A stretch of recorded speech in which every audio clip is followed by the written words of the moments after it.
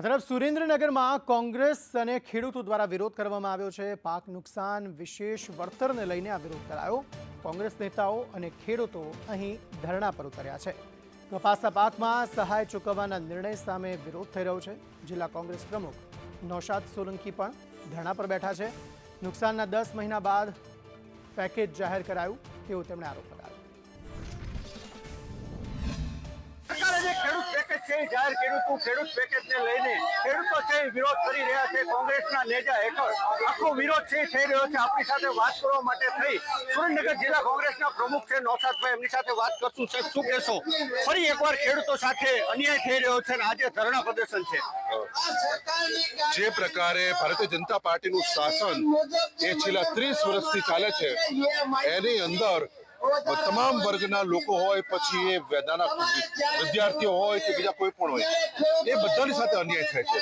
ત્યારે જગતનો તાત જે અન્ન પકવી આપણું પેટ ભરે છે, એ સુરેન્દ્રનગર જિલ્લો હોય કે આખા ગુજરાતના ખેડૂતો હોય, એના ગત ચોમાસાની અંદર એ ખૂબ અતિ ભારે વરસાદ થયેલો અને લગભગ તમામ પાકો નિષ્ફળ ગયેલા। અને ત્યારે પણ અમે આંદોલન કરીને એના માટે અમે વિનંતી કરી કે તમે આ લોકોને વળતર ચૂકવો, કારણ કે લગભગ બધા જ પાકો નિષ્ફળ થયા।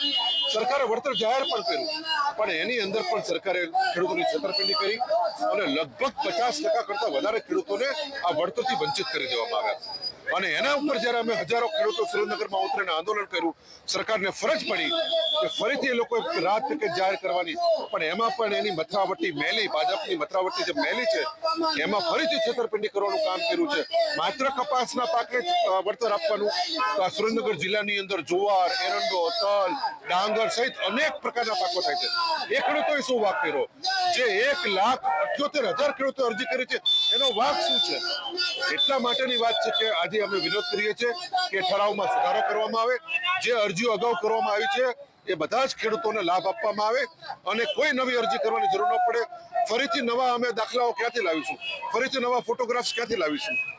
એટલે અમારી આજે ધરણા વિશાળ સંખ્યાની અંદર આખા જિલ્લામાંથી આવેલા છે ખેડૂતો, અને આજે અમે ધરણા પ્રદર્શન કરી રહ્યા છીએ। તો ખાસ કરીને ખેડૂતોનું ધરણા પ્રદર્શન છે ચાલુ છે।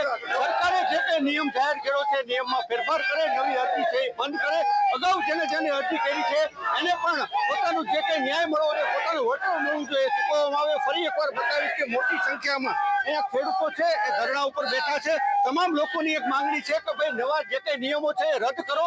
અગાઉ જે અરજી કરી છે એ અરજીના આધારે તમામ લોકોને છે એ પોતે ન્યાય આપે અને પોતે છે વળતર ચૂકવવામાં આવે, એવી હાલ માંગણી કરી રહ્યા છે। કેમેરામેન જીત પ્રજાપતિ સાથે ભાવેશ પ્રજાપતિ, સંજય સુરેન્દ્રનગર।